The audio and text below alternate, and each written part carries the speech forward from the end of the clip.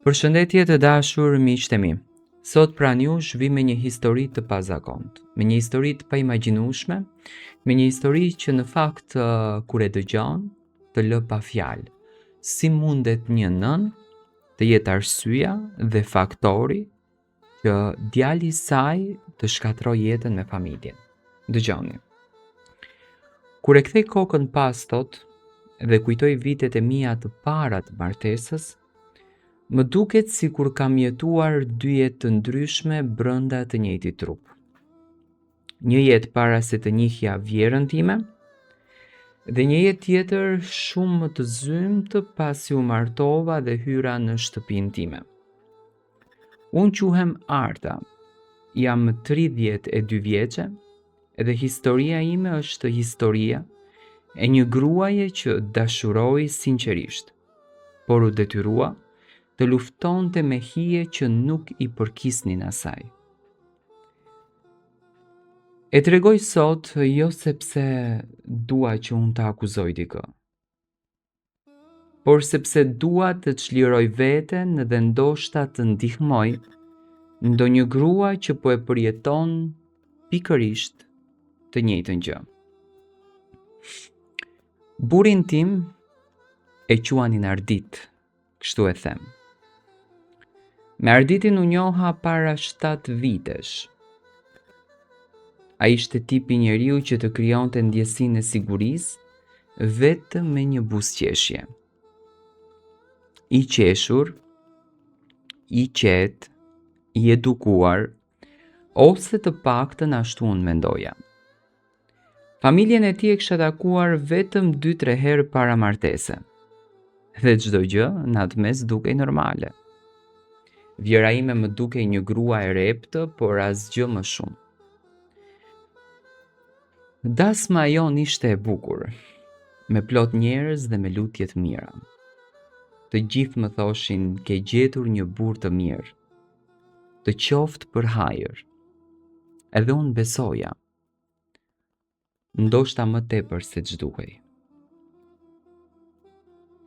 Dita që hyra si nuse në shtëpinë e tyre ishte dita kur filluan të çaheshin muret e iluzionit tim. E mbaj mend vjerën që më shikoi nga kokat e këmbët edhe më tha me një ton që e dëgjoje gjithë dhoma. Mirë se erdhe. Tani shikoje të mos të na turprosh. Qesha sikur unë të mos kisha dëgjuar asnjë gjë.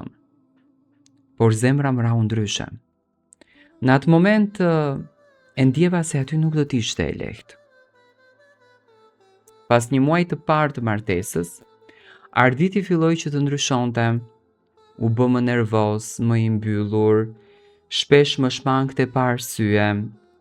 Kur e prisja apo kur e pyesja çka, më thoshte asgjë, mos më lodh me pyetje. Se dija se çfarë po ndodhte në fakt. Ndonjëherë kapja me telefonin në dorë, duke i shkruar dikujt me një buzëqeshje të çuditshme. Sa afrohesha, e mbyllte. Por unë besoja. Nuk doja ta dëmtoja martesën me dyshime në këtë rast. Një ditë ndërsa po palosja rrobat në dhomë, dëgjova vjerën që fliste me Arditin në kuzhinë. Nuk e di nëse e bëri me qëllim, me zë të lartë, por unë e dëgjova qartë. Zëri i saj ishte tepër i ashpër. Nuk dua të shoh lidhur vetëm një grua, i tha. Duhet të kesh edhe një tjetër, që të mos të marrë mendja. Burrat e fortë nuk mbahen vetëm me një grua. Unë ngriva në vend. Më iku ngjyra e fytyrës. S'dia ishte e vërtet ajo që e dëgjoja apo më mashtronin veshët. Kur Arditi hyri në dhomë, e pash më ndryshe. Një përbindësh tjetër po shfaqej brenda tij. Aty filloi edhe feri. Nga ai moment vjera ime filloi të ma bënte të qartë se unë nuk isha e mjaftueshme për djalin e saj. Ajo më thoshte çdo ditë, nuk është i lumtur vetëm me ty. nuk mjafton bukuria jote. Burrat duan larmi. Aq sa mund të jetë me ty, aq mund të jetë edhe me ndonjë tjetër. Mua më dukeshin këto fjalë të çmendura në thelb. Kush nën i thot të birit të lidhet me gra të tjera. Kush e shtyn djalin të tradhëtoj gruan e tij. Por filluan që të shfaqeshin prova, që në fakt unë i mohoja. Telefona të fshehur, takime të parsyetuara, arom parfumesh të huaja, mesazhe të fshira. Ku një ditë kur po palosja xhaketën e tij, më ra nga xhepi një biletë restoranti për 2 persona në një qytet ku nuk kishim qenë bashkë. E pyeta dhe përgjigjja e tij ishte: po mirë, isha me një shok." I njëjti justifikim gjithmonë. Edhe unë heshtja. Më shumë nga frika e së vërtetës se sa nga naiviteti. Ajo që më theu përfundimisht ishte një mbrëmje që nuk do të haroj kurrë. Po gatuaja në kuzhinë, kur dëgjova vjerën time të fliste me një grua në telefon. Ajo qeshte dhe i thoshte: Po, do ta bëjmë që Arditi të vi të takoj njëra nga vajzat që të fola. Është djali i mirë dhe ka të drejtë të mos mjaftohet me atë që ka në shtëpi." Edhe qeshte si kur të fliste për diçka krejt normale. Më iku fuqia nga trupi, unë mbështeta te tavolina që të mos të rëzohesha.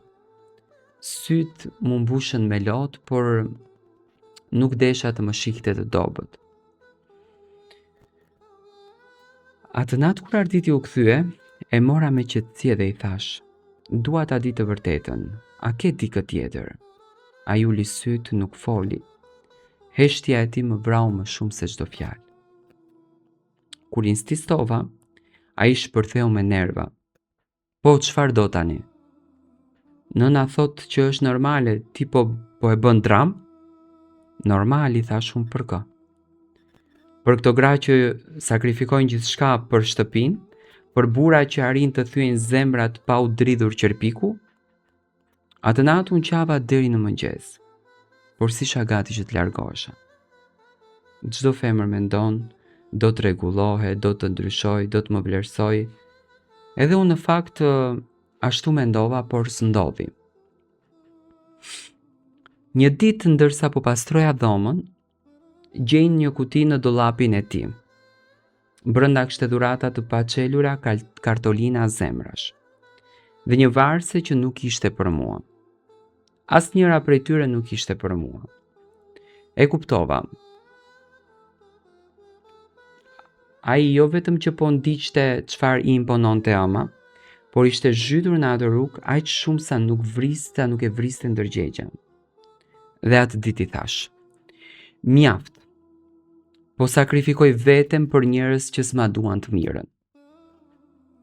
I thash Arditit: "O ndërpret gjithçka dhe largohemi nga kjo shtëpi, ose secili në rrugën e vet." Ai nuk pranoi në asnjë mënyrë, thoshte: "Nuk mund t'i dal kundër nënës time." Atëherë ku isha unë? Gruaja e tij, ish kurorëzimi, ish lidhja jon. Asgjë për ta, unë isha thjesht një figurë në shtëpi. Dola nga ajo shtëpi pa marrë asnjë gjë, veç dinjitetin tim. Më mirë të filloja nga zero se sa të jetoj me dikë që më tradhton sepse nëna ja kërkon. Sot jetoj vetëm, jo e lumtur në çdo ditë, por e lirë. Liria ka një aromë që nuk e njeh kush nuk ka qenë i robëruar. Arditi më ka kërkuar disa herë që të flasim, por jo për pendim. Vetëm sepse gjërat si ecin më me të tjerat, por unë nuk i kthehem më.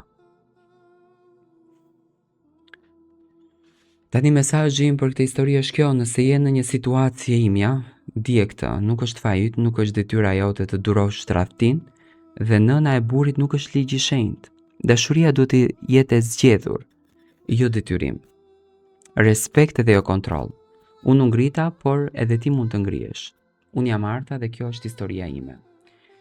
Kjo është historia Artës, një grua e cila ka sakrifikuar gjithçka në jetën e saj, ka kaluar në fakt një tmerr të madh, sepse të shohësh burrin tënd duke tradhtuar nuk është e lehtë, por un kam një mesazh ndaj të gjithë këtyre nënave, mos u bëni arsyeja e shkatrimit të jetës së fëmijëve.